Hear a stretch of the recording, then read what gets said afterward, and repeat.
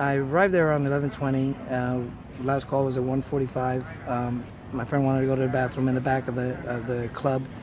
We went in there, and I was in the stall with her in the stall. Well, she did what she did, and then we were hearing popping sounds, and then we heard it again, like 5 seconds later. And You knew it wasn't the music. my friend told me that's the music, but it just was changing up in sound, getting louder. So he was working his way toward probably the restroom area, and then it got louder. And then me and my friend we laid ourselves on the toilet bowl to prop up our feet and our heads, so if he does come in, doesn't see legs underneath there and start shooting through the stall. But there was people he heard, knew that was in the back, and other people ran into the back, so he must have followed them, and they ended up in the back stall. There's 2 stalls there. And he started shooting, and people were screaming. And then he stopped, and then he went back out, and he was shooting out there just as well. Then he came back in, and then he heard them on the, talking probably to the police department or texting. And he asked them, please do not text. And so they stopped, but then somebody started the texting back up again. And he said, didn't I say don't text? Give me all your phones. Who's in here? Are you guys black? And a couple of them said, yeah. He said that I don't have an issue with the blacks. So it looked like his purpose was to shoot white, presumably. So he did not bother them, did not try to finish the job of shooting in that stall. And then he got on the phone, I don't know if it was with the news or the police department, telling them that America needs to stop bombing ISIS in So he Syria. was calling people on the phone. Yeah, he called somebody on the phone. And he was telling them stop bombing ISIS. Stop bombing ISIS on in Syria. So then after he had finished with that, he got mad, he hung up, because they were asking him, he got just mad.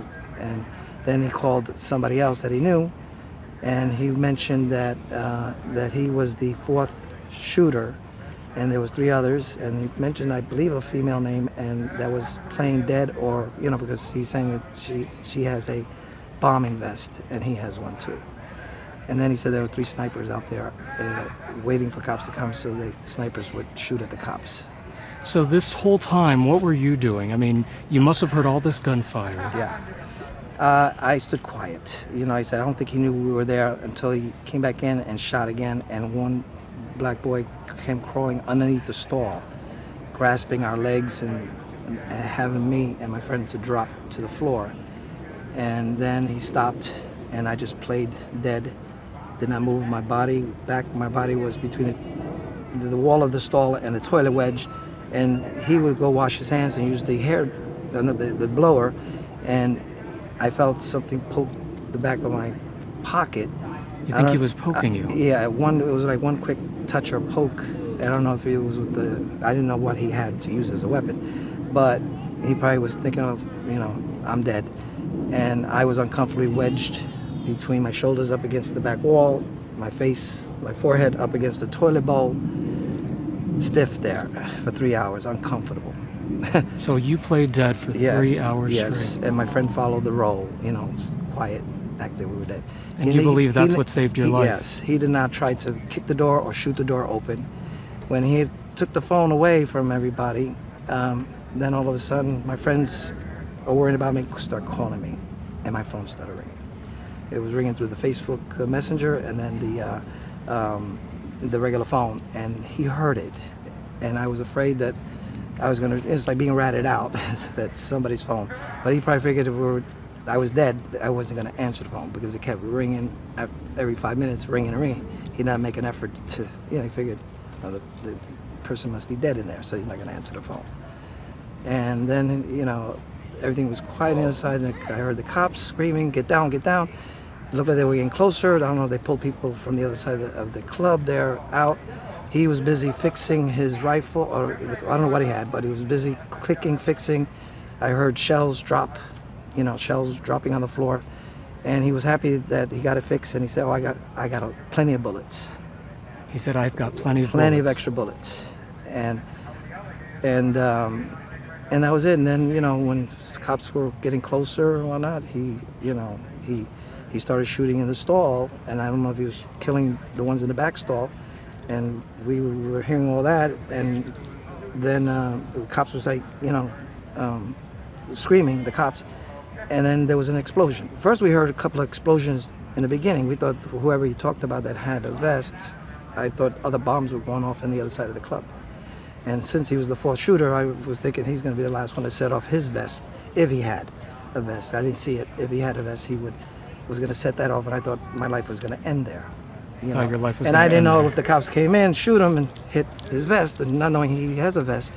Because I text out, that we're in the Adonis section of the bathroom, let the cops know that we're here. So the cops already had him planned to figure that we were the last ones to get out.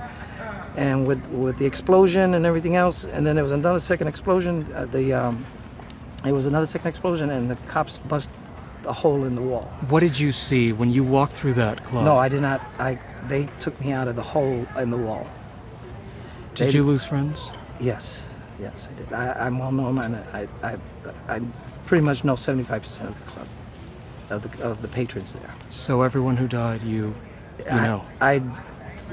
Today's been a rush. I saw some names, I just haven't confirmed to see, no, but I already heard officially, some of my friends told me here tonight, names of certain friends that I knew that did pass away.